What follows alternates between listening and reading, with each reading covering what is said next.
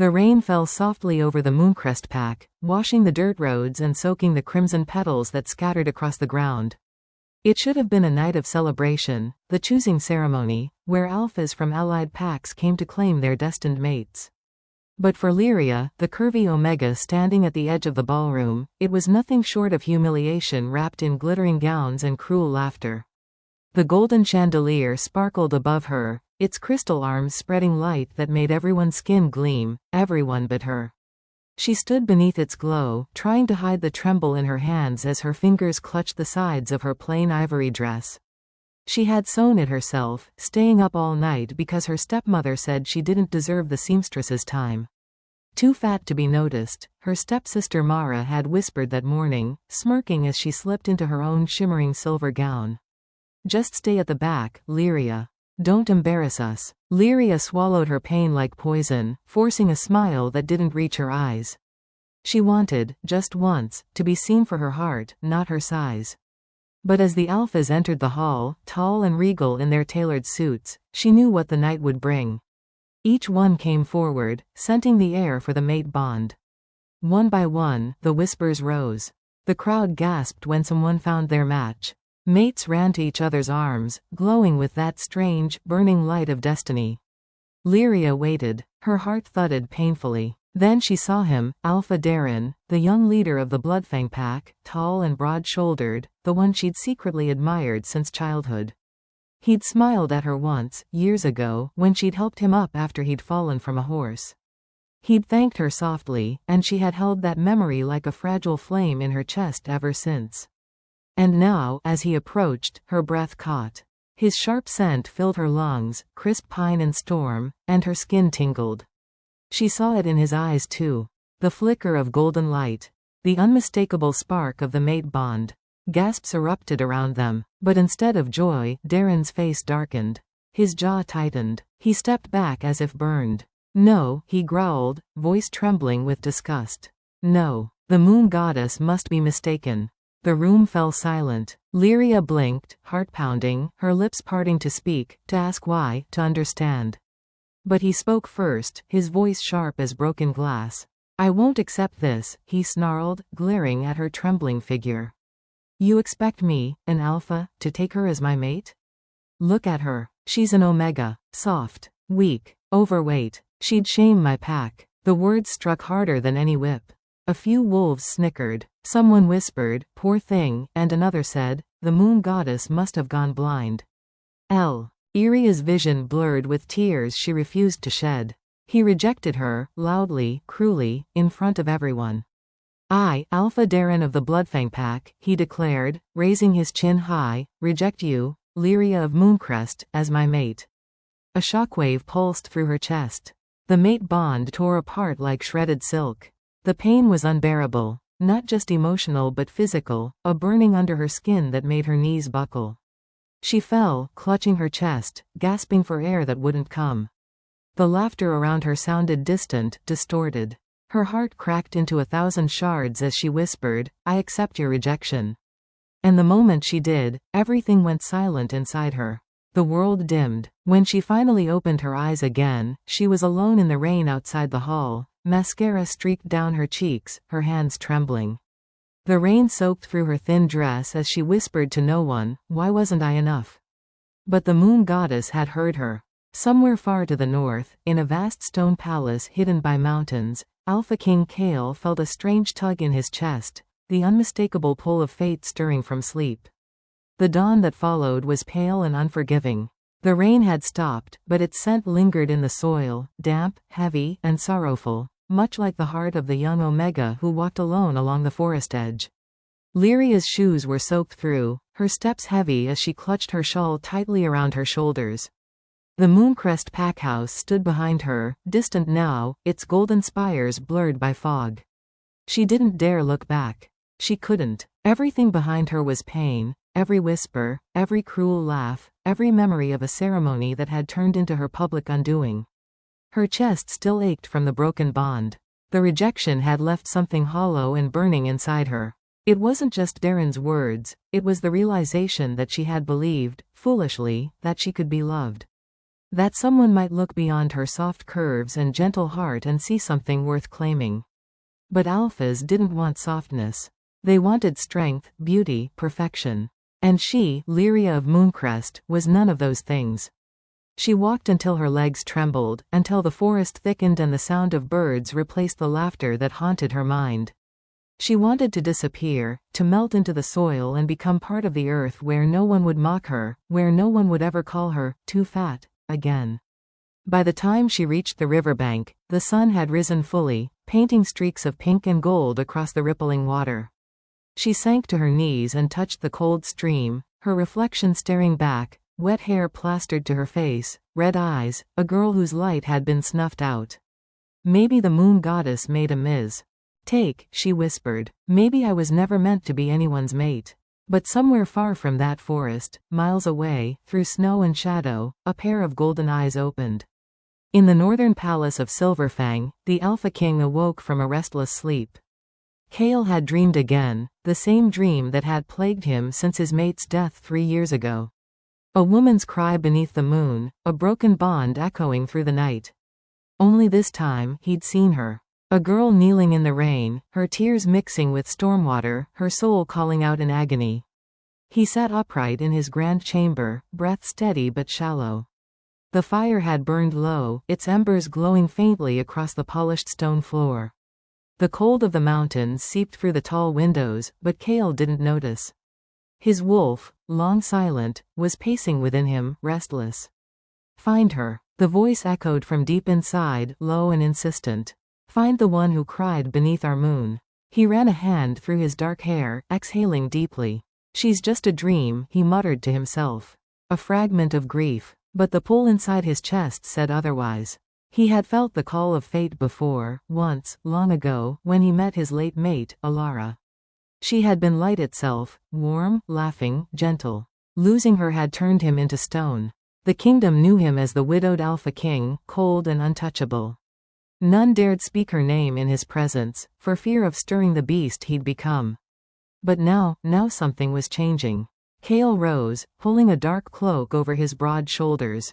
Summon the council, he ordered the guards standing outside his door. And send a raven to the Mooncrest pack. There's someone I need to find. The guards exchanged a quick, surprised glance, but obeyed. No one questioned the Alpha King. Back in Mooncrest, Lyria had returned to the small cottage she called home, if it could even be called that. A crumbling house at the edge of the territory, given to her out of pity when her parents died in service to the pack. She sat by the cold hearth, staring at her hands. They were calloused from labor, the hands of a healer, a servant, a girl who'd given everything to people who'd given her nothing back. When she closed her eyes, she saw Darren's face again. The way he'd looked at her as though she were something rotten. Her chest tightened painfully. She thought she'd run out of tears, but another rolled down her cheek anyway. For 3 days, she didn't leave the cottage. She ate little, spoke to no one, and tried not to think of what her life would become. Omegas without mates often lived quiet, lonely lives, healers, caretakers, sometimes outcasts. But she had no energy left to fight her fate. Until, on the 4th morning, the knock came. It was firm, heavy, the kind of knock that didn't belong to villagers or servants. Her wolf stirred uneasily as she opened the door, and there, standing before her, was a messenger dressed in black and silver armor. The royal crest of the Silverfang kingdom gleamed on his chestplate. He bowed slightly, his voice formal. Lyria of the Mooncrest pack? She blinked, startled. Yes? He unrolled a scroll sealed with dark wax. By order of His Majesty, Alpha King Kale of the Silverfang Dominion, you are summoned to the royal palace. Immediately, her heart stuttered. There must be a mistake. I'm nobody. The messenger's eyes softened slightly. The king does not make mistakes, my lady. And before she could protest again, he handed her the scroll and stepped aside to reveal a black carriage waiting by the road, sleek, drawn by 2 massive midnight wolves. The sight of them made her breath hitch. They bowed their heads slightly, as though acknowledging her presence. Her fingers trembled as she broke the seal. The parchment bore the royal insignia and a single line written in elegant handwriting. The moon weeps for you, child of light. Come to me, and you shall understand why. Kale, Alpha King of Silverfang. Lyria read the words again and again, her mind spinning. Why her? Why would the Alpha King, the most powerful werewolf alive, summon an Omega who had just been rejected, humiliated, and cast aside? For a long moment she simply stood there, the wind tugging at her hair, her heart a storm of confusion and fear. Then, with trembling hands, she gathered her few belongings, a shawl, a worn book, a silver pendant that had belonged to her mother, and stepped into the carriage. The journey north was long and cold. The deeper they went into Silverfang territory, the denser the forests grew, the taller the mountains rose. Snow began to fall by the third day, covering the world in white silence. Inside the carriage, Lyria sat wrapped in furs, her mind restless. She didn't know what awaited her, whether it was salvation or another kind of cruelty. The last man who had looked at her with intensity had shattered her heart. What would a king want with her? But every time she closed her eyes, she felt it, that strange pull in her chest, soft but certain, like a whisper from the moon itself. When at last the carriage climbed the final slope, she saw it, the Silverfang Palace. It was carved into the mountainside itself, vast and gleaming, with spires of silver stone rising like frozen spears toward the clouds. Wolves patrolled the walls, their eyes glowing gold in the dusk. The gates opened with a deep rumble, and the carriage rolled through. Lyria's breath fogged against the window as she gazed in awe. It was like another world, wild and regal, untamed yet beautiful. When they stopped before the great steps, the messenger opened the door and extended a hand. "Welcome, Lady Lyria. The king awaits you." Her knees wobbled as she stepped down. The cold bit at her cheeks, the air sharp and thin. The palace doors loomed ahead, tall enough to swallow her whole. She was led through endless corridors of stone and firelight, until they reached the grand throne room. The doors opened with a deep groan. There, at the end of the hall, upon a raised dais beneath the full moon's light, sat Kale, the Alpha King. He was nothing like she'd imagined. He wasn't cruel-faced or distant, though his expression was calm. There was something deeply human in the way his eyes softened when he saw her. He rose slowly, his tall frame wrapped in a dark cloak, silver embroidery glinting at the edges. For a moment, neither spoke. The silence stretched, thick and electric. Lyria bowed her head, unsure of what to do. "Your Majesty," she whispered, her voice trembling. "Lyria," Kale said, and the sound of her name from his lips made her heart skip. "I know what was done to you. And I know the pain that still burns in your soul." Her eyes widened, confusion and fear warring within her. "How could you possibly?" He stepped down from the dais, his boots echoing against the marble floor. "Because I felt it," he said softly. "The night you were rejected, the moon cried. And I heard her." She stared at him, unable to speak. Kale stopped before her, close enough that she could feel the faint warmth of his presence. "You are not cursed, Lyria," he murmured.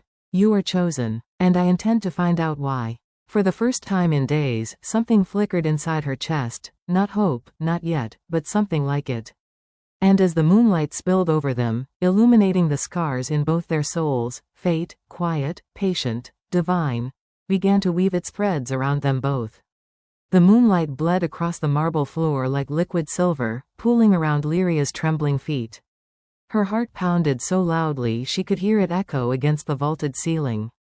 Every instinct told her to kneel, to lower her gaze before the king of all alphas, but something in his presence forbade fear.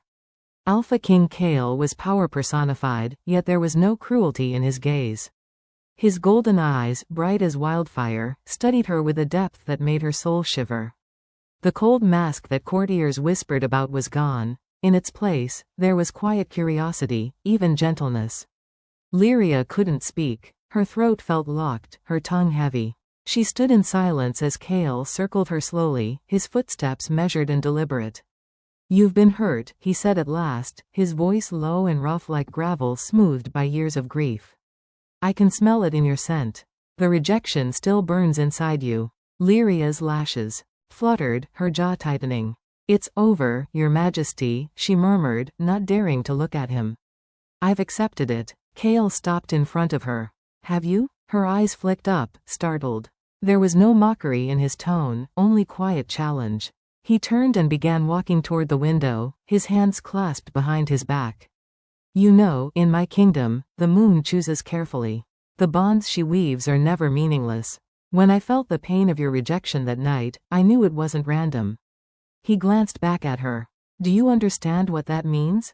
Lyria hesitated, her heart trembling. No, my king, I don't. Kale's lips curved, not into a smile, but into something almost wistful. It means your story isn't finished. She was given chambers that night, far grander than anything she had ever known. The room was carved from pale stone veined with silver, warmed by a fire that danced behind a glass hearth. Furs lay piled upon the bed, soft as clouds. A great window overlooked the mountains, where snow glittered under the moon. For the first time in years, Lyria slept without nightmares. But when dawn came, she woke to the sound of gentle knocking. Come in, she whispered. A young servant entered, a slender girl with auburn hair and kind eyes. Good morning, my lady. His Majesty has requested your presence in the healing halls. Lyria blinked. Healing halls? Yes, the servant said, smiling softly. He said you were once a healer in Mooncrest. Lyria hesitated. How does he know that? The king knows many things. The girl's tone was fond, almost reverent. Come, Lady Lyria, you'll see. The healing halls of Silverfang Palace were nothing short of breathtaking. Sunlight streamed through arched windows, spilling across rows of polished tables and shelves lined with vials, herbs, and crystals. Wolves in silver robes moved quietly, tending to the injured, soldiers, villagers, even cubs. The air smelled of pine, mint, and lavender. Kale stood at the center, speaking softly to an elderly healer who bowed deeply as Lyria entered. He turned when he sensed her. You're awake, he said. She nodded, unsure what to do with her hands. You summoned me, my king. I did, he said, motioning for her to come closer. These are my healers, but even with all their skill, there are some wounds that only the moon's touch can mend. He gestured toward a soldier lying on a table, his chest bandaged, his breathing shallow. The scent of infection clung to him. He was bitten by a feral, Kale explained quietly. We've tried everything. The venom spreads faster than our remedies can heal. Lyria's eyes softened with instinctive compassion. May I? Kale nodded. She stepped forward, kneeling beside the soldier. Her hands trembled slightly as she touched his arm. His skin burned with fever, his pulse erratic. She closed her eyes and drew a deep breath, letting her wolf stir inside her for the first time in weeks. It was weak from sorrow, from the wound of rejection, but still alive, still hers. She whispered an ancient prayer her mother had taught her long ago, Moon above, guide my hands. Let light return where darkness festers. A faint silver glow shimmered beneath her palms. The healers gasped softly. Kale said nothing, but his gaze sharpened. Minutes passed. Then the soldier's breathing steadied. The fever began to fade. The venom receded like a tide returning to sea. When Lyria finally opened her eyes, her body sagged with exhaustion. But the soldier was alive. Color returned to his cheeks. One of the healers stepped back, awe in her voice. No one could heal feral venom except the high priestesses. How did you? Lyria shook her head weakly. I don't know. I just felt where the pain was. Kale's expression softened. You did more than that. You gave him your strength. She turned toward him, startled. I didn't mean to, he raised a hand gently. You've done no harm. Quite the opposite. You've done what none of my court could do. For a heartbeat, silence filled the hall. Then Kale said quietly, Stay here, Lyria. Help them. This is where you belong. Days turned into weeks. Lyria remained in the palace, working alongside the healers. Her quiet kindness and tireless care soon made her beloved among the staff. Soldiers bowed respectfully when she passed. Even the palace wolves wagged their tails as she approached. But her nights were restless. Every time she closed her eyes, she saw Kale's face, his calm intensity, his voice when he said, You are not cursed, you are chosen. He visited the healing halls often, though he never lingered long. He would watch her silently from the doorway, his golden eyes unreadable. Sometimes he spoke to her in low tones about herbs or energy flow, and other times he simply listened as she explained the rhythms of a patient's recovery. The more she saw him, the more the air between them thickened with something unspoken. One evening, as the sun bled orange over the mountains, Kale appeared again. Lyria was alone, cleaning a set of silver instruments by the firelight. "You've grown stronger," he said, his voice deep but quiet. She looked up, startled but smiling faintly. "Perhaps the palace air suits me." He stepped closer. "No, it's not the air." Lyria's breath caught. "Then what?" Kale's gaze held hers, unwavering. "It's the fact that you've finally started to see yourself the way the moon sees you." Her cheeks flushed. "I don't know what you mean, Your Majesty." "Yes, you do." She turned away, but he moved closer, the heat of his presence brushing against her back. "I know. What they said about you in Mooncrest," he murmured. "The things they called you. The way they made you believe you were less than what you are." His tone hardened. "They were fools. Every scar you carry, every curve, every ounce of you, they're marks of strength, not shame." Lyria's throat tightened. "You speak as if you know me." "I do," Kale said softly. "Because I was broken once too." The confession hung between them. She turned to face him, and for the first time, she saw it, the faint shadow of sorrow in his golden eyes.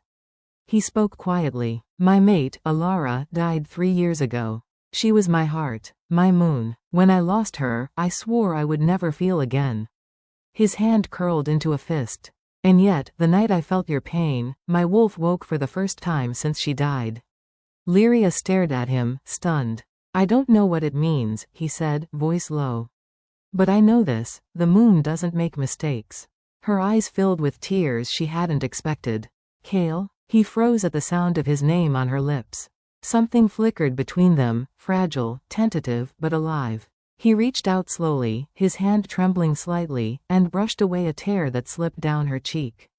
"You were not meant to heal others alone," he whispered. "Let someone heal you too." Her heart cracked open at those words.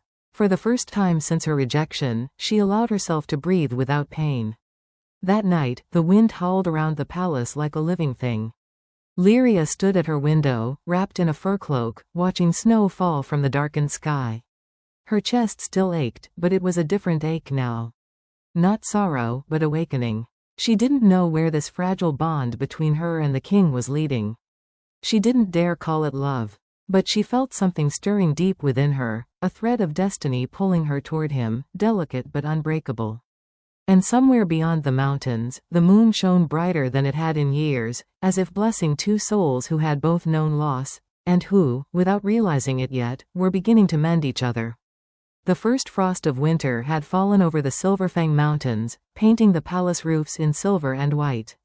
The cold air was sharp enough to bite, but within the palace walls, warmth lingered, fireplaces, furs, and something else, intangible but undeniable.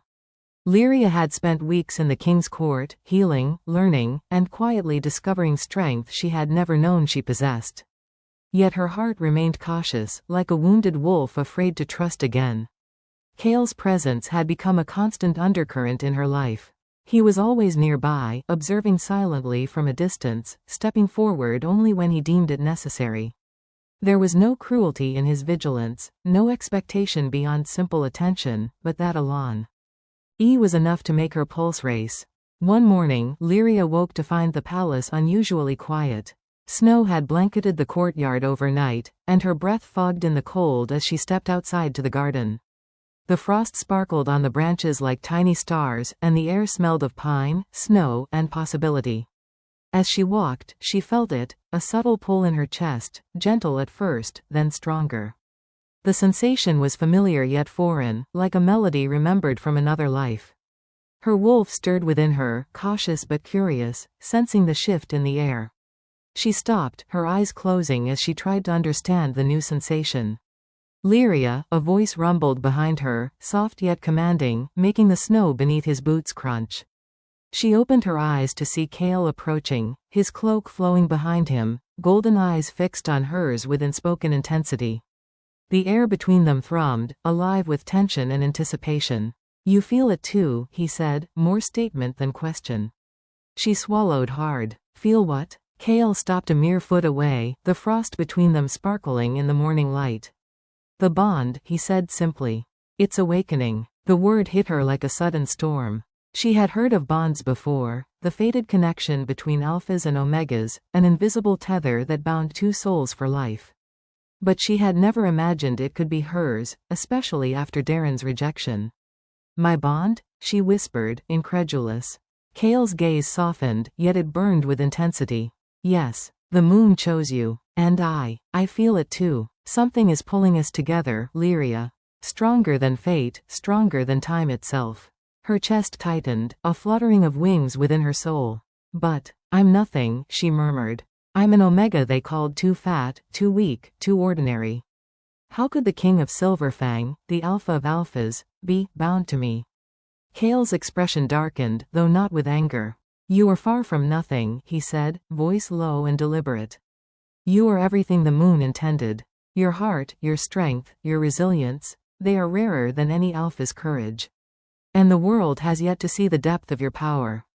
Her wolf trembled at the intensity of his presence, sensing both truth and an unspoken promise in his words.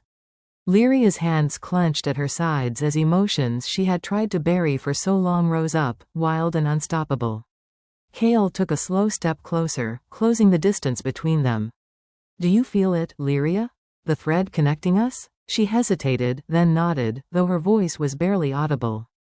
Yes, I feel it. Good, he said, a rare smile flickering across his lips. Because this bond, it doesn't lie. And it never waits for permission. It grows, whether we are ready or not. The frost around them seemed to shimmer, almost responding to the energy between the two of them.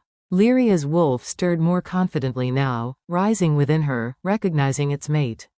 She had always been cautious, always hiding, always afraid, but something about Kale made her brave in ways she hadn't imagined. You've healed others, Kale continued, voice low, reverent even. Now it's time to heal yourself. And I will be here, Lyria.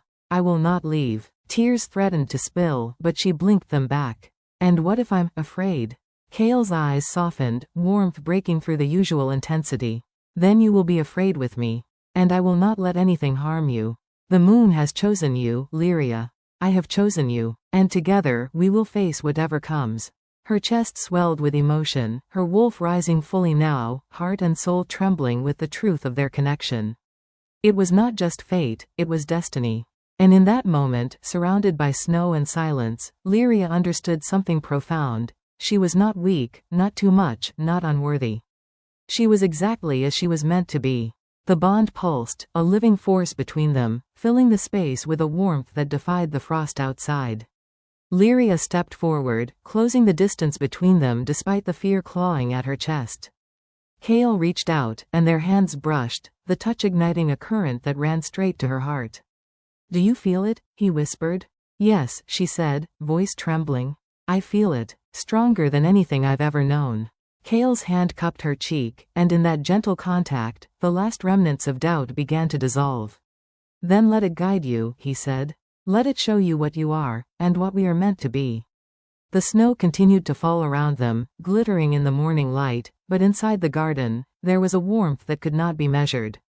The bond between an Alpha King and his chosen Omega had awakened, delicate yet undeniable.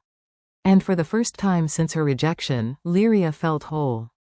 In that silent garden, with frost sparkling like stars and destiny weaving its golden threads, something miraculous began, the slow, certain intertwining of two souls who had been broken, yet were finally finding each other.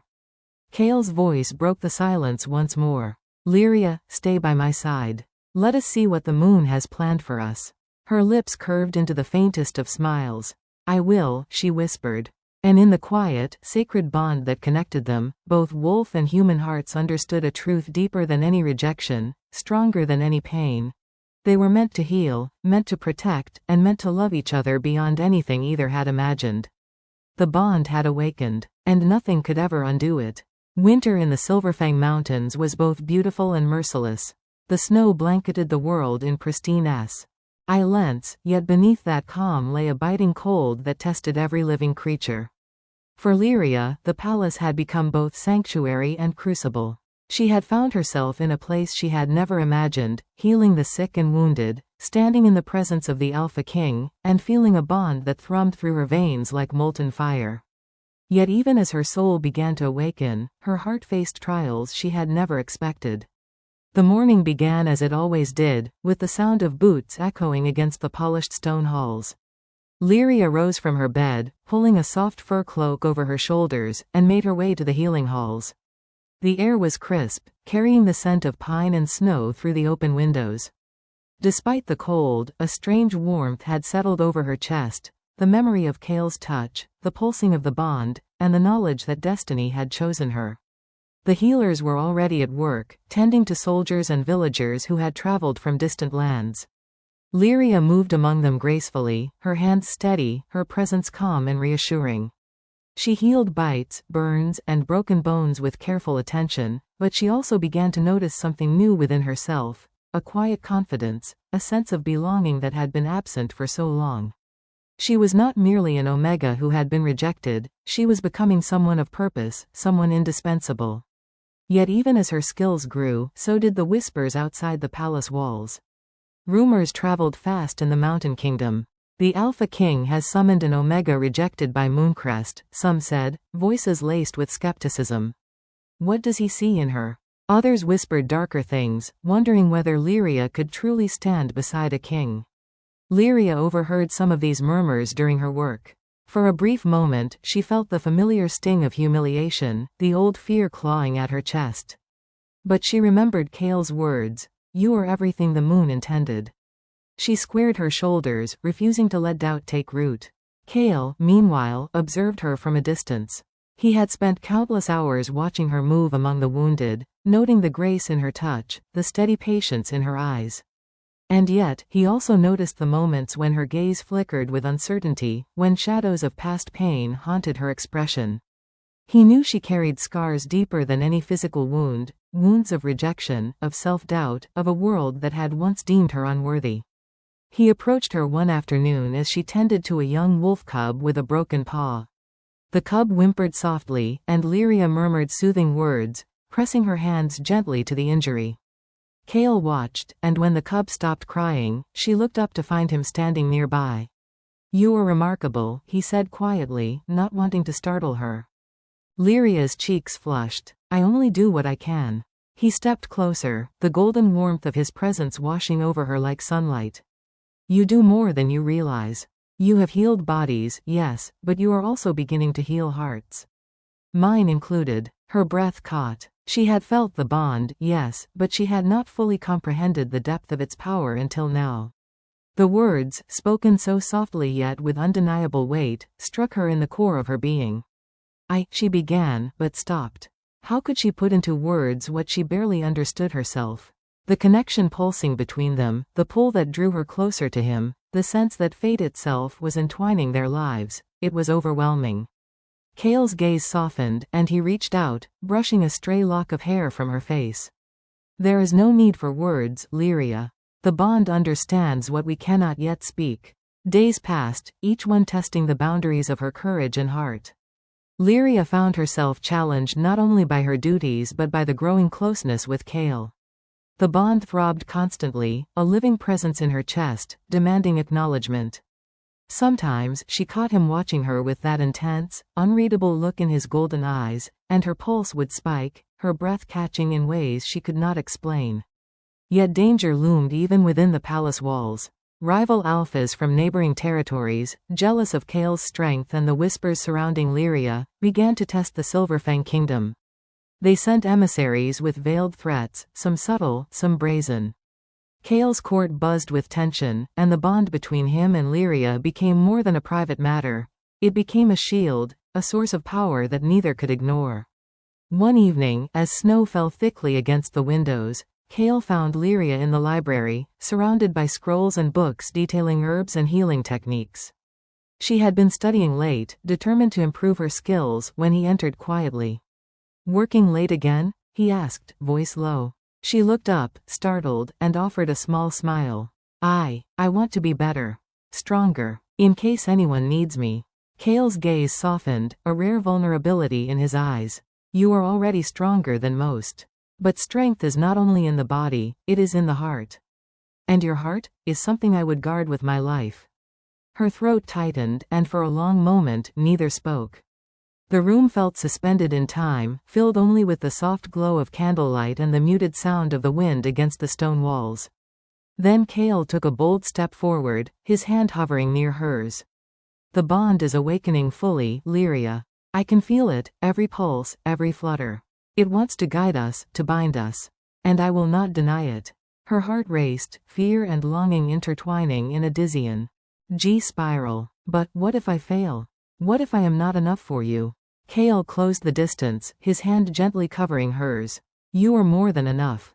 You are exactly what I need. And I will not allow anything, anyone, to make you doubt that again. The warmth of his hand spread through her, melting away layers of doubt and fear. Her wolf stirred fully within her now, recognizing its mate, responding to the bond with a fierceness she had never known. She felt herself leaning into him, drawn by an invisible tether that neither could deny. Outside, the storm raged, but inside, the fire of their connection burned brighter than any frost or snow. Lyria's heart, once bruised and hesitant, began to open fully to the possibility of love, trust, and destiny. And as the bond thrummed between them, both human and wolf knew that the trials of the heart were only beginning, but they would face them together. Winter deepened in the Silverfang Mountains, painting the world outside the palace walls in endless white. The snow fell like powdered glass, cold and pure, and yet, within the palace, tension simmered, invisible but palpable. Lyria had begun to grow into her place beside Kale, her confidence blossoming as the bond between them strengthened. Yet the outside world was not so kind, and whispers of jealousy and envy crept quietly into their haven. The palace had never been free of politics, but now it seemed that every glance, every conversation, carried hidden meaning. Rival alphas, envious of Kale's unmatched power and his growing attachment to a once rejected Omega, had begun sending envoys, subtle threats, and messages veiled in polite courtesy but dripping with malice. Some questioned her worthiness outright, daring to imply that a soft, overweight Omega should never stand beside a king. Others spoke in hushed tones among themselves, doubting her abilities, mocking her, or worse, plotting to test her resolve. Lyria felt the weight of their judgment like a physical pressure on her chest. Yet she also felt something else. The bond, growing stronger each day, pulsing with quiet insistence that she was meant for this, that she was meant for Kale. It reminded her of the moon's promise, the invisible thread that would not let her falter. One morning, as she moved through the healing halls, Kale entered unexpectedly. His golden eyes were sharp, almost stormy, and Lyria sensed at once that something had unsettled him. Lyria, he said, his voice low but firm, you must understand something. There are those who will try to undermine you. Not out of reason, but out of fear, fear of what you represent. Lyria stopped in her tracks, her heart quickening. Fear? Of me? Kale's gaze softened, but the intensity remained. Of the bond, of the strength you possess, and of what it has awakened in me. There are alphas who cannot accept that someone like you, someone they deem unworthy, could be chosen by the moon and the king. Her throat tightened. Memories of Darren's rejection flashed in her mind, raw and bitter. She had believed, once again, that she was destined to be nothing, that her size and softness made her unfit for love or respect. But Kale's words, the way he looked at her, reassured her. She was not nothing. She was chosen. She was worthy. The first test came in the form of a guest. A visiting alpha from a neighboring pack arrived, a man named Valor, tall and imposing, with eyes that seemed to pierce through the walls of the palace. He was known for his pride and arrogance, and his reputation for cruelty preceded him. The moment he entered the hall, he scanned the room, and when his gaze fell on Lyria, his lips curled in a thin, disdainful smile. So, this is the Omega everyone speaks of, Valor said loudly, voice dripping with mockery. The one the king has summoned. He let the words linger, heavy with insinuation. Tell me, King Kale, why do you choose someone so ordinary? Surely there are Omegas of greater beauty, of greater skill, who could stand beside you with pride. Lyria's chest tightened, her pulse threatening to betray her composure. She could feel the tension in the room, the eyes of every court member silently judging, wondering if she would crumble under the weight of such open insult. Kale's jaw tightened, but his voice remained controlled. Valor, he said, slow and deliberate, there is no one in this palace who measures worth by superficial judgments. Lyria is skilled, wise, and strong in ways you could never comprehend. And she is mine to protect and honor. Valor laughed, a hollow, cutting sound. Is that so? We shall see if your chosen Omega can withstand more than words. The winter hunt begins tomorrow. Perhaps she will prove herself, or fail. The tension was palpable, and Lyria felt her stomach churn. A hunt was dangerous, even for trained alphas. For her, an Omega, it would be a trial unlike any she had faced. Fear gnawed at her, whispering that she was out of her depth. But then she felt the familiar pull in her chest, the bond thrumming with quiet reassurance. Kale's presence, near though not touching, steadied her, and she lifted her chin.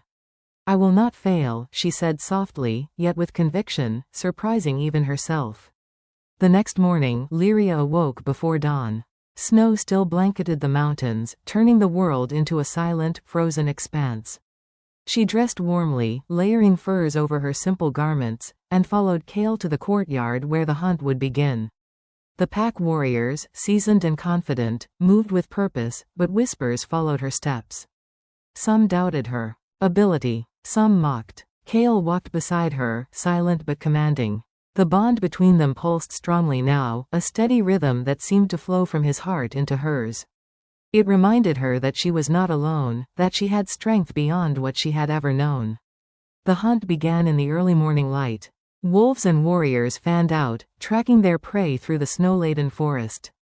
Lyria followed closely, her senses alert, her wolf stirring in response to the crisp air and the scent of the wild. Hours passed. The cold bit into her skin, the terrain challenged her every step, yet Lyria persisted. She remembered Kale's words, the bond that hummed steadily in her chest, and drew on the strength it offered. She was not just an Omega, she was a chosen mate, a healer, a warrior in spirit. It was in the deep forest, under the skeletal branches of frost-coated trees, that the real trial came. A pack of rogue wolves, desperate and feral, attacked without warning. Their eyes glowed yellow in the dim light, and their growls echoed through the trees. Fear surged through the hunters, but Lyria felt her wolf rise fully within her. Her instincts guided her, hands steady, voice clear. She healed those who were injured, soothed the wolves that were trapped, and, in moments when courage alone was needed, she acted decisively to protect the weaker members of the party. Each step, each decision, showed Kale and the pack that she was far more than they had assumed. Kale watched from a distance, his heart swelling with a fierce pride. The bond thrummed between them, stronger than ever, each pulse a testament to her bravery and resilience. When the last rogue wolf fled into the snow-laden forest, Lyria stood in the midst of the group, breathless, yet unbroken. Kale approached, his eyes golden, his presence both commanding and tender. You have passed the first trial, he said, voice low, reverent. Not only have you proven your skill and courage, but you have proven the strength of your heart. This is more than survival, it is the essence of what it means to be bound by the moon. Lyria's chest swelled, tears pricking at her eyes. For the first time, she felt a triumph that was entirely her own, untainted by the judgments of others. She had faced fear, doubt, and the shadows of jealousy, and emerged stronger. Kale's hand brushed hers, light but grounding, and the bond pulsed between them with a warmth that filled every corner of her being. There will be more trials, he said softly. Always more. But know this, Lyria, I will never let you face them alone. As the snow fell softly around them, covering the forest in silent white, Lyria realized that the shadows of jealousy could never touch the bond they shared. The path ahead would be difficult, but for the first time, she knew she could face it, not as a rejected Omega, but as a chosen mate, bound to the King of Silverfang in heart, soul, and destiny. The first hints of spring began to touch the Silverfang Mountains. Snow melted slowly, revealing patches of green grass beneath, and the crisp air carried the scent of thawing earth, pine, and the subtle bloom of early wildflowers. Yet, within the palace, a different kind of stirring had begun, one far quieter but infinitely more profound. Lyria felt it every time she rose in the morning, every time she healed, every time Kale entered the halls with those piercing golden eyes that seemed to see right into her soul. For weeks, the bond between them had pulsed with a quiet intensity.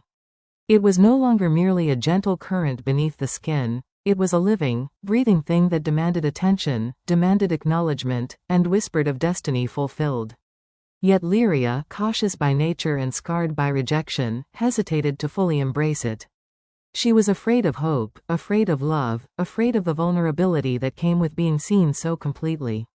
Cale, too, struggled with his own restraint. For years, grief had encased his heart in ice, and though the bond with Lyria burned brightly, he feared the depth of his feelings. To love again was to risk the kind of pain that had nearly shattered him when he lost Alara.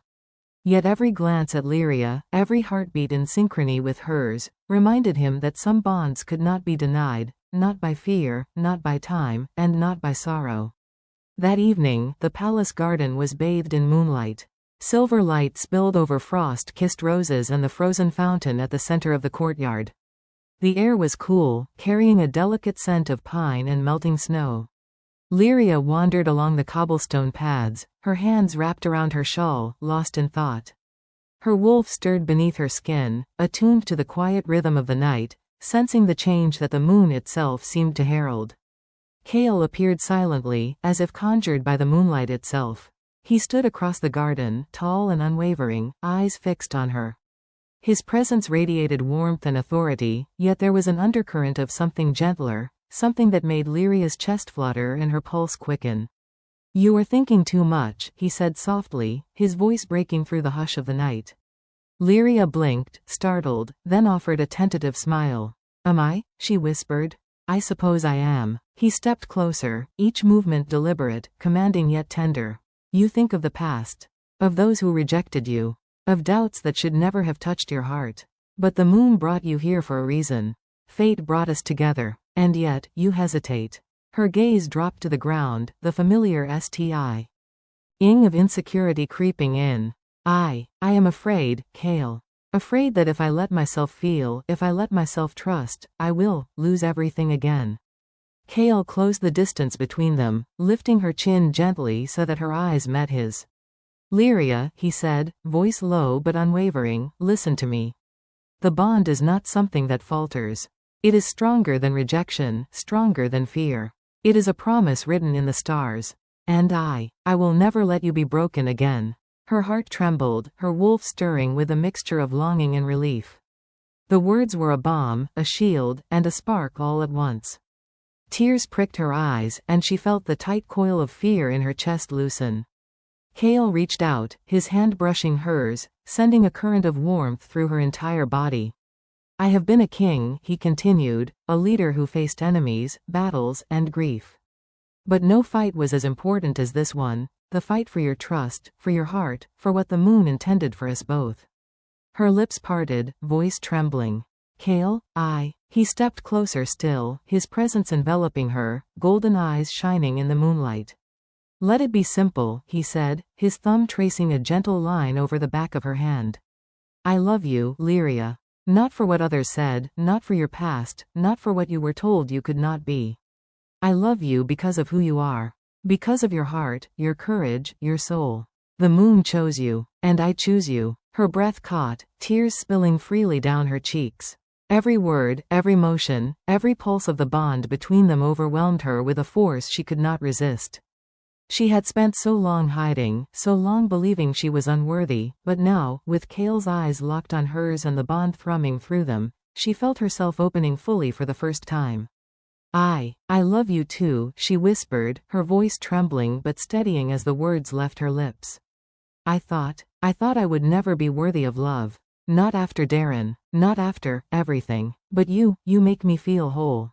Cale's expression softened further, a rare vulnerability breaking through his usual regal composure. He lifted her hands to his chest, pressing them against the steady rhythm of his heartbeat. "Then you are worthy. You always were. The moon brought us together to remind us both that true love is not about appearances, or power, or approval.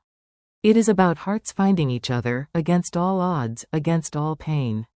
The wind stirred, carrying the faint scent of thawing snow and pine.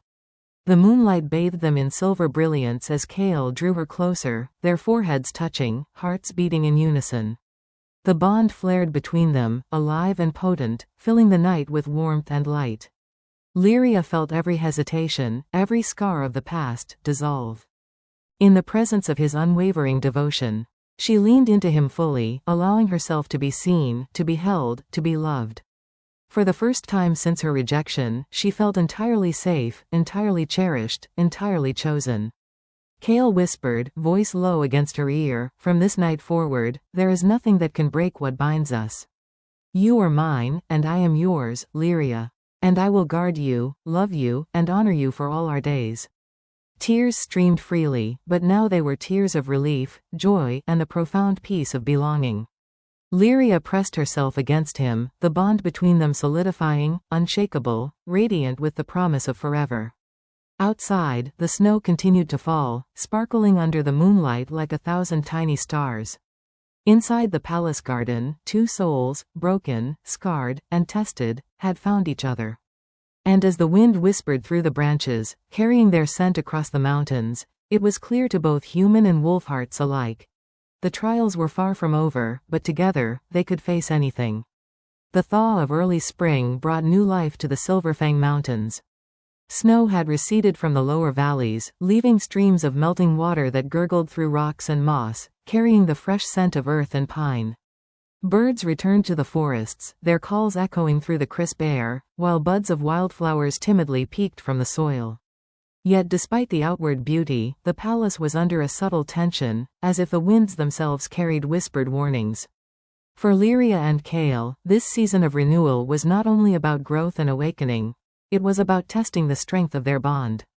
Since the moonlit confession in the garden, Lyria felt a profound sense of belonging. She had allowed herself to trust Kale fully, opening her heart without reservation. And yet, with trust came vulnerability. Not everyone in the Silverfang court welcomed her place beside the Alpha King. Whispers and sidelong glances followed her, and subtle challenges emerged from those who sought to unsettle the bond between the king and his chosen Omega. One morning, Kale called Lyria to the training grounds, a vast expanse surrounded by frost-tipped pine trees. Warriors sparred under the watchful eyes of instructors, swords clashing and the scent of metal mingling with the forest air. Kale's golden eyes were unreadable, his expression calm yet commanding. "Today," he said, voice low but carrying over the din of practice, "you will face a test unlike any other. It is not physical, but it will require strength, instinct, and unwavering trust. Are you ready?" Lyria nodded, her wolf stirring within her, sensing the gravity of the moment.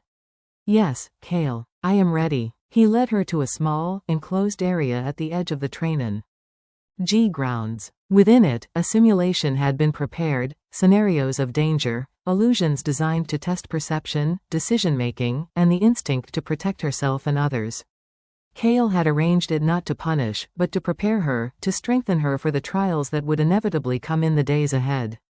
"Your first challenge," Kale explained, "is to navigate without sight. The bond will guide you, but only if you trust it completely. You must rely not on your eyes, but on what you feel, your instincts, your senses, and the connection between us."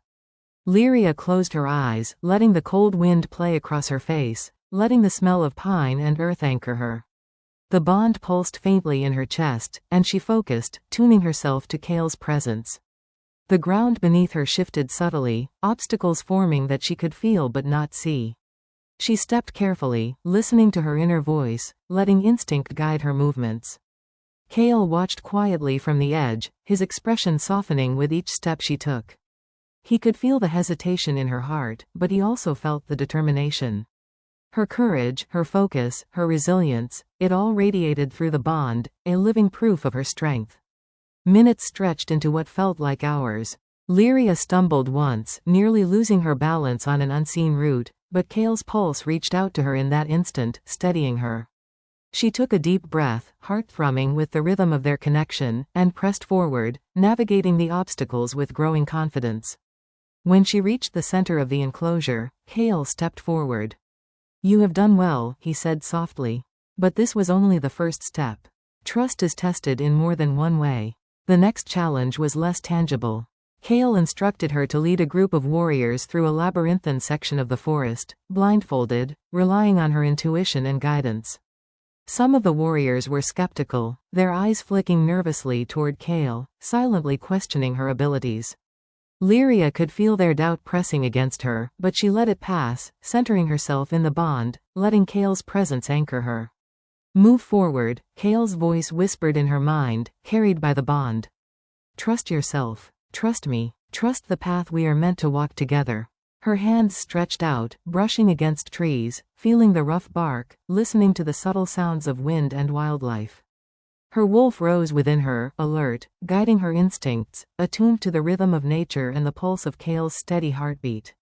Hours passed, the sun dipping low in the sky, turning the snow melt into golden rivers. Lyria led the warriors safely through the maze, earning the respect of those who had doubted her. Some offered quiet nods of approval, others simp. Lee watched, wary but silent. Yet none could deny her growing strength, her mastery of instinct and connection, and her unwavering trust in Kale. By the time she returned to the palace, exhausted but exhilarated, Kale was waiting, his eyes soft with pride. You have passed the tests, he said, voice low, reverent. Not because of skill alone, but because of your heart. You trusted. You believed. You allowed yourself to be guided by something greater than fear. And that is the mark of strength, Lyria. Tears pricked her eyes again, a mix of relief and joy. She had faced the shadows of doubt, both from herself and from others, and emerged stronger. The bond between her and Kale thrummed with a power she could feel in every heartbeat, every breath, every flicker of instinct and emotion. Kale stepped closer, brushing a strand of hair from her face. There will be more tests, he said, his golden eyes locking onto hers. Always more. The world will challenge us, try to weaken us. But as long as we trust each other, as long as we let the bond guide us, nothing can break what we share. Lyria smiled through the exhaustion, leaning into him, letting the bond pulse through her like molten warmth. I trust you, she whispered. I trust us. I trust the moon that brought us together. Kale's hand rested on the small of her back, holding her close yet leaving her free, a perfect balance of strength and gentleness. And I trust you, he replied. More than anything. You are mine, Lyria. And I will never let anyone or anything harm you. The palace bells tolled in the distance, a reminder that the world outside continued its steady rhythm. Yet for Lyria and Kale, in that quiet moment of shared trust and affirmation, the palace, the mountains, and the world beyond seemed distant and inconsequential. What mattered was the bond, the unbreakable thread woven between their hearts, the trust that had been tested and proven unshakable.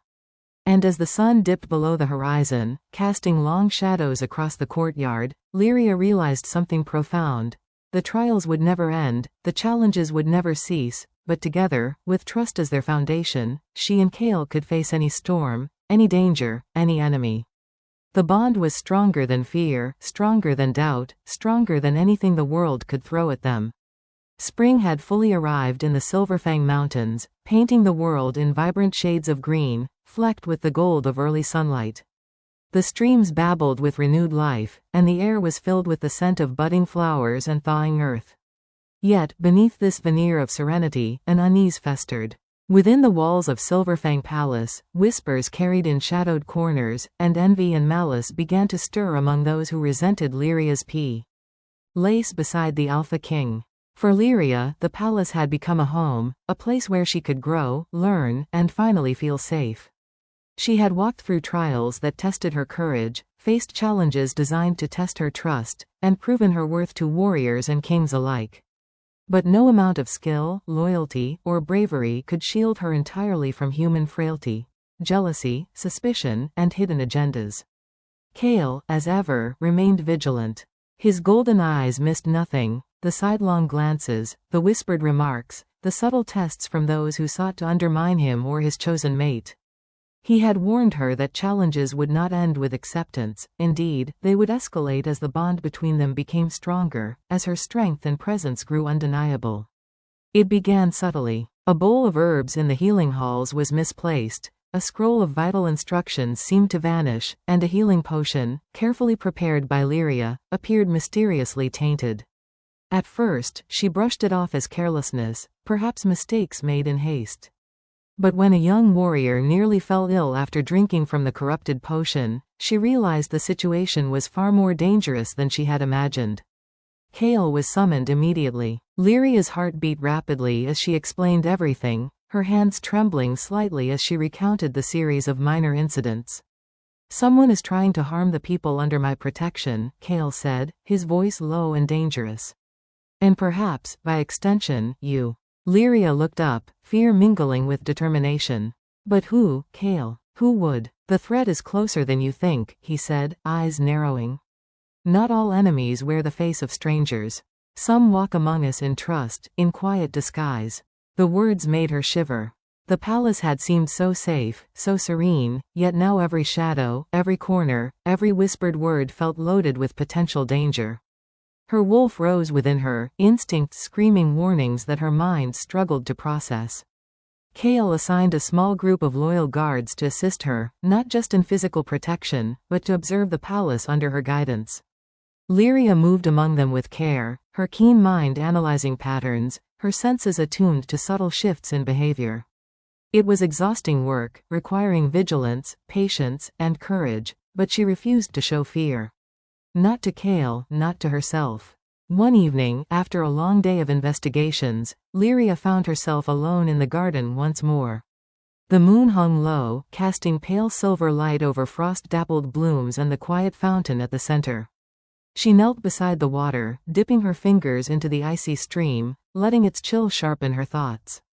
Her wolf paced restlessly within her, sensing the proximity of hidden danger, the intangible currents of deceit. Lyria. Kale's voice was low, reverent, and immediately grounding. She turned to see him emerging from the shadows, his golden eyes glowing faintly in the moonlight. I've been watching over you, he said. And I can feel the threat. It is closer than we imagined. Fear gripped her chest, but she met his gaze. Kale, I've felt it too. Something is wrong. Someone is plotting. Someone who shouldn't be. He stepped beside her, his hand brushing her shoulder.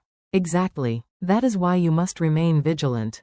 Trust the bond, trust your instincts, and trust yourself. But be prepared. Sometimes the heart is tested not by strangers, but by those we believe we know. Lyria nodded, her resolve hardening. The bond pulsed between them now, steady and reassuring, a constant reminder that she was not alone. She drew strength from it, letting fear transform into focus. The following days became a delicate dance of observation, intuition, and strategy. Lyria moved through the palace quietly, noting inconsistencies, listening to whispers, and sensing unease among those who had once seemed loyal. Each interaction was measured, each glance analyzed. One afternoon, while tending to a minor injury sustained by a visiting warrior, Lyria noticed something odd. The expression of a trusted healer, someone she had considered a mentor, flickering with unease at her presence. The healer's hands shook subtly, and her eyes darted nervously when Lyria approached. Something about it set off alarms in Lyria's mind. She followed the subtle cues, observing in silence. Late that night, hidden in the corridors and shadows of the palace, she discovered the truth. A plot had been set in motion to poison Kale, to disrupt the bond between the king and his chosen Omega, and to destabilize the palace from within. Her heart pounded, but she did not hesitate. She raced to Kale's chambers, her wolf guiding her, instincts sharp as blades. She found him in the great hall, reviewing scrolls of strategic importance, unaware of the immediate danger. Kale, she cried, bursting into the room. There is a threat within the palace. Someone has plotted against you. He turned, startled, but the moment he saw her expression, he understood. Golden eyes blazing with fierce intensity, he rose to his full height. Show me, he commanded.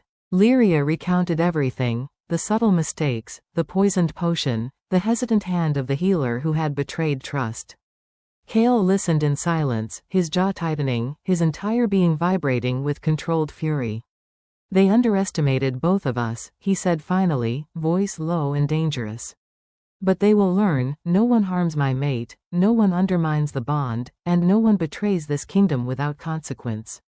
With Lyria at his side, they moved swiftly, uncovering the traitor's plans, safeguarding the palace, and confronting the deception head-on. Every step strengthened Lyria's confidence, her skills, and her trust in Kale. She realized that courage was not the absence of fear, but the decision to face it with unwavering resolve. By the time the threat was neutralized, dawn was breaking over the mountains, casting long, golden rays across the palace walls. Kale and Lyria stood together, side by side, the bond between them blazing stronger than ever. She could feel the pulse of their connection, a living rhythm that whispered of protection, loyalty, and unbreakable trust. "You have done well," Cale said, voice soft but filled with awe. "Not just in discovering the plot, but in standing strong, in trusting your instincts, and in proving the depth of your courage." Lyria felt warmth flood her chest, pride and love mingling with exhaustion. "I couldn't have done it without the bond, without you." Cale's hand found hers, thumb brushing over her knuckles. "And I will never let you face danger alone, Lyria. Together, we are stronger than any threat, within or without." As the sun rose, painting the mountains in gold and green, Lyria realized that the palace, once a place of quiet beauty and shelter, had become a crucible. Through the trials of trust, betrayal, and vigilance, she had not only protected the man she loved, but had strengthened herself, and the bond that would guide them both through every storm. The shadows within the palace had been confronted, but Lyria knew that challenges would continue. Yet now, with Cale beside her and the bond unwavering, she was ready. She had learned that love was not only warmth and comfort, it was courage, resilience, and the willingness to face even the deepest betrayals together. Spring had fully awakened across the Silverfang Mountains, painting the peaks, valleys, and forests in lush greens and bursts of wildflowers. The snow of winter was now just a memory, melting into rushing streams that carried the scent of renewal and life. Within the palace, the air was alive with anticipation and triumph. Lyria had faced trials of courage, trust, and resilience, and alongside Cale, she had survived threats both within and beyond the palace walls. But the greatest challenge, and the most profound triumph, was not one of battle or skill. It was the culmination of a bond, a destiny, and a love that had been tested and proven unbreakable. The morning began quietly. Sunlight streamed through the grand windows of the palace, catching the golden threads of Cale's cloak and the gentle shimmer in Lyria's hair. The corridors, usually alive with servants and guards, were unusually still, as though the entire palace held its breath in anticipation. Lyria, standing in her chamber, gazed at herself in the mirror. She no longer saw the girl who had been rejected, ashamed, and uncertain. She saw someone who had endured, who had grown, who had been chosen not for appearances, but for the depth of her courage and heart. Her wolf stirred beneath her skin, restless with excitement, sensing the significance of the day. The bond with Cale pulsed stronger than ever, an unspoken promise that whatever came, they would face it together. Cale entered quietly, his presence immediately grounding. His golden eyes softened as he took in the sight of Lyria. "Today is the day," he said, voice low, carrying warmth, reverence, and an undeniable intensity. "Today, the bond that has guided us, strengthened us, and protected us, will be honored before all who dwell in this kingdom." Lyria's heart quickened. She knew what he meant, and yet, the reality of it brought a fluttering of nerves she had not felt in months. They had faced enemies, plots, and tests that had pushed her to the edge of fear and doubt. But this moment was different. It was sacred, intimate, and public all at once. It was the culmination of everything they had endured. "I'm ready," she whispered, a mixture of resolve and awe in her voice. Cale stepped closer, brushing a gentle hand along her cheek. "You have been ready all along. I see it in your strength, your courage, your heart. And now, the world will see it too." The courtyard was alive with the colors of spring. Nobles, warriors, and citizens gathered, curious and respectful, each knowing that something extraordinary was about to unfold. At the center stood a ceremonial platform adorned with flowers, silks, and shimmering ribbons that danced in the breeze. Cale and Lyria approached, side by side, their hands intertwined, hearts beating in perfect synchrony. Whispers rippled through the crowd.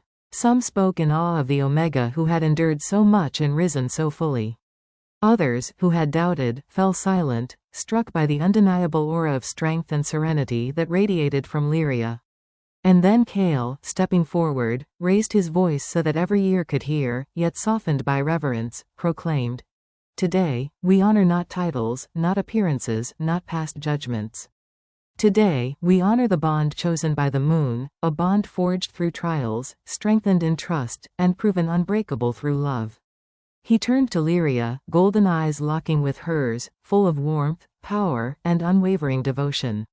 "Lyria," he said, voice trembling slightly with emotion, "you were rejected, judged, and doubted. Yet you endured, you rose, and you shone. The moon chose you, and I choose you, not for what the world says you should be, but for the heart, strength, and courage that make you who you are. Will you stand with me, as my mate, my equal, and my foe? Reaver? Tears welled in Lyria's eyes, her chest tightening with a mixture of awe, love, and the triumph of all she had endured. She reached up, brushing her hands against his face, feeling the warmth of his skin and the steady pulse of the bond that connected them. Yes, she whispered, voice breaking with emotion. Yes, Kale, I will stand with you. Always. A wave of golden light seemed to radiate from the bond between them, shimmering through the air, touching everyone present. The palace, the mountains, and even the wind itself seemed to celebrate. Wolves howled in the distance, a salute to the alpha and his chosen mate, and the flowers on the platform shivered as if dancing in joy. The ceremony continued in quiet reverence. Kale and Lyria exchanged vows, not of empty words, but of promises forged in trials, courage, and shared triumphs. Their hands remained entwined, their foreheads touching, breaths mingling, and hearts thrumming in unison. The bond, no longer subtle, was a radiant presence, a living testament to their journey, their resilience, and their love. As the sun reached its zenith, casting golden light over the courtyard, Kale lifted Lyria into his arms. The crowd erupted in cheers, but for Lyria, the only sound that mattered was the steady rhythm of Kale's heartbeat against hers, the pulse of the bond that had carried them through fear, pain, and uncertainty. Together, Kale whispered, his lips brushing hers. Always. Together, Lyria echoed, her soul finally unburdened, her heart fully open, and her wolf at peace. They walked from the platform hand in hand, surrounded by the warmth of allies, friends, and a kingdom that now understood their bond. The sunlight glinted off the mountains, streams, and forests, mirroring the radiant joy that pulsed through both of them. That night, beneath the clear sky scattered with stars, Kale and Lyria stood together on the balcony of the palace. The moon rose, full and luminous, bathing them in silver light. The bond between them pulsed gently, a steady, unwavering rhythm that promised protection, love, and unbreakable connection for all the days to come. Lyria leaned into Kale, her head resting against his chest, and whispered softly, I never thought I would be here, truly seen, truly loved, and truly chosen. Kale's arms tightened around her, golden eyes reflecting the moonlight. You were always meant to be here, Lyria.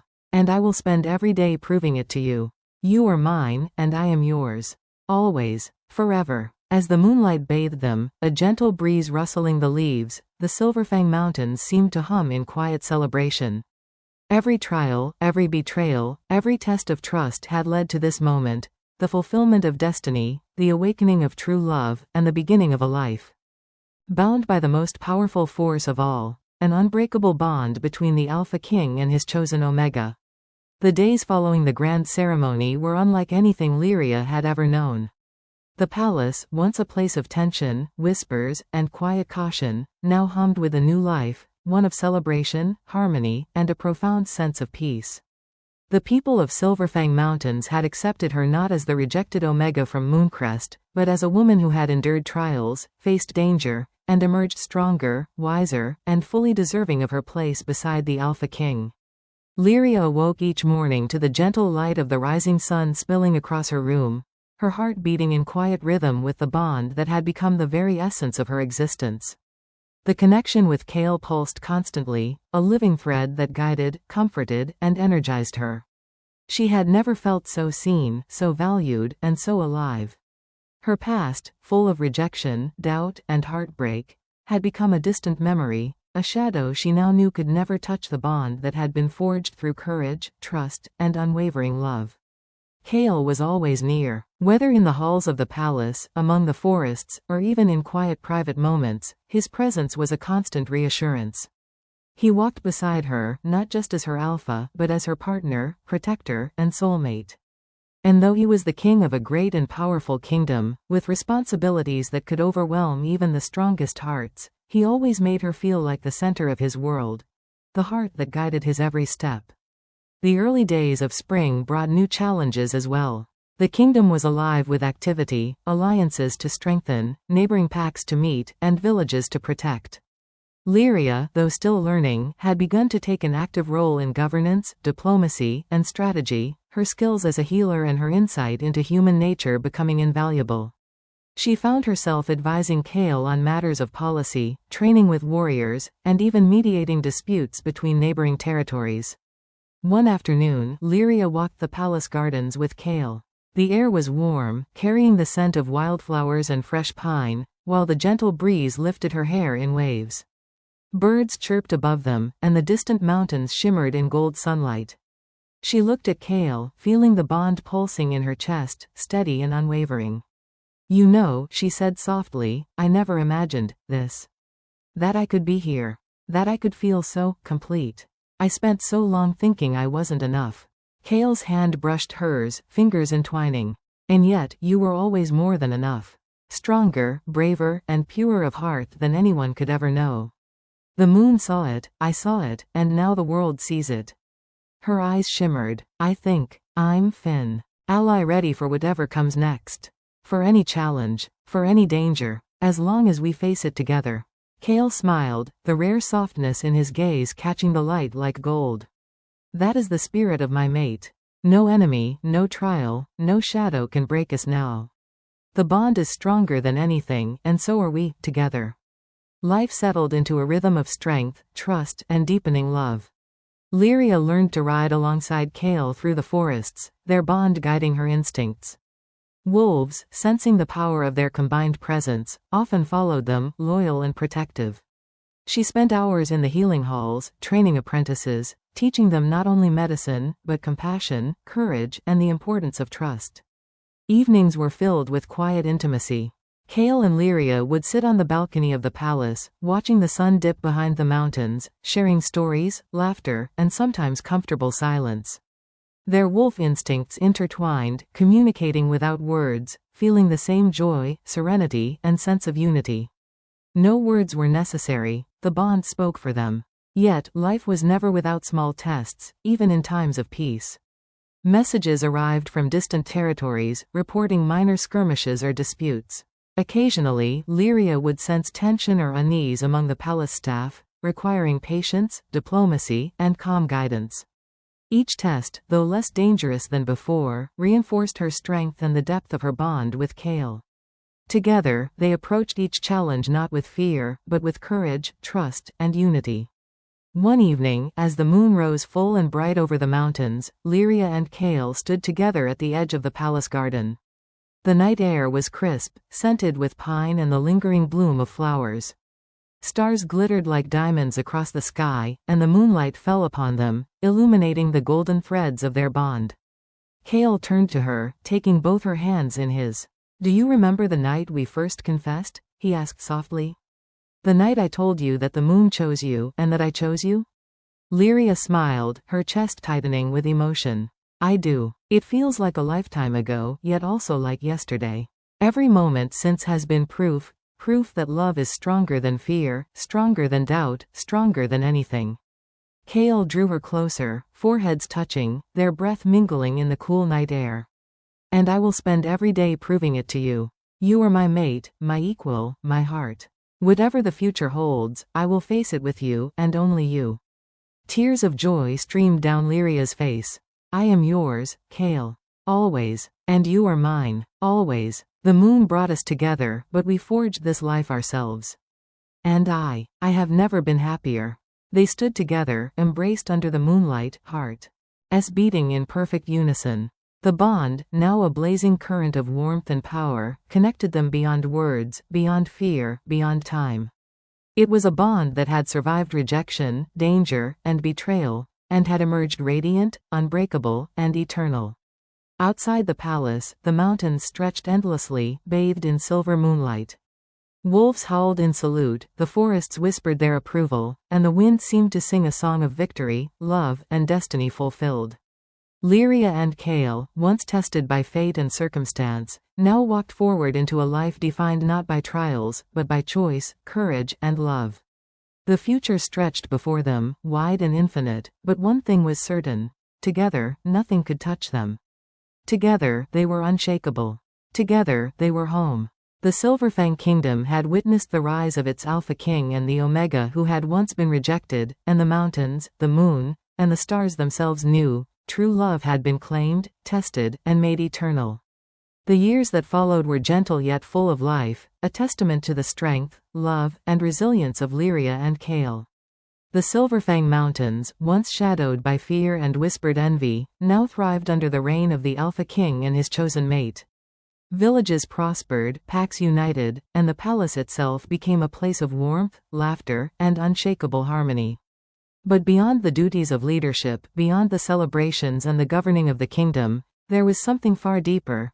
A love that had endured trials, a bond that had been forged in fire and fear, and a connection that transcended even time itself. Lyria moved with a serene confidence that came from knowing herself, her strength, and her purpose. She was no longer the Omega who had been rejected for being too fat, no longer the girl uncertain of her worth. She had grown into her power, both human and wolf, guided by the bond with Kale and her own courage. Every morning, she rose to greet the day with the knowledge that she was chosen, loved, and fiercely protected. And every evening, she returned to Kale, hand in hand, heart in rhythm, wolf to wolf. One crisp evening, under the gentle light of a full moon, the palace gardens were alive with the quiet song of night. Lanterns glimmered along winding paths, and the scent of blooming jasmine and pine drifted through the air. Lyria walked slowly, her fingers trailing along the petals of flowers, her wolf calm yet alert, sensing the harmony of the night. Kale appeared from the shadows, as if drawn by her presence, and in that moment, it felt as though the world itself had paused to honor them. "You always find the beauty in everything," Kale murmured, a gentle smile tugging at his lips as he approached. "I only see it when I am with you." Lyria replied, voice soft, yet carrying the weight of years of love, trials, and shared life. Kale's hand lifted to hers, thumb brushing over knuckles, and the bond pulsed between them, steady, unwavering, and profound.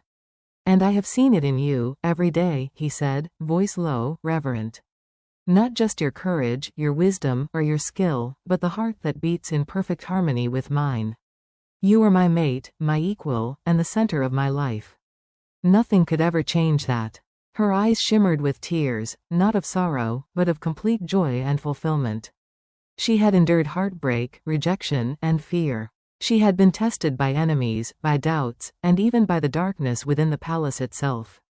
And yet here she stood, radiant and unshakable, bound to the Alpha King who had loved her wholly, without condition or hesitation. The moon rose higher, its silver light bathing them both in a glow that seemed almost sacred.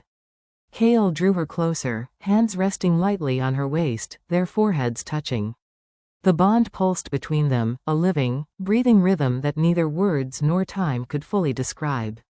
It carried memories of trials overcome, whispers of promises kept, and the steady pulse of a love that would endure beyond the span of a lifetime. "I want you to know," Kale said, voice trembling slightly with emotion, "that no matter what comes, I will never leave you. No force in this world, no shadow, no fear, can ever touch what we share. You are mine, Lyria, and I am yours. Forever." "I know," she whispered, her hands resting against his chest, feeling the steady beat of his heart. "And I am yours, Kale. Always. No matter what comes, no matter what time, no matter what challenge. I will face everything with you. Together." The wind stirred softly, carrying the scent of the mountains, the forests, and the snow-melt streams that sparkled in the distance.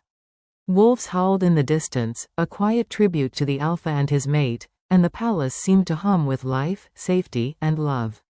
They stood in silence for a long time, simply existing within the bond, letting the moonlight surround them, let the night bear witness to their eternal devotion. In that moment, nothing existed outside of their hearts, their love, and the unshakable bond that had carried them through every trial. Years passed, and yet, the bond never weakened. Lyria and Kale grew stronger together, guiding the kingdom with wisdom, compassion, and strength.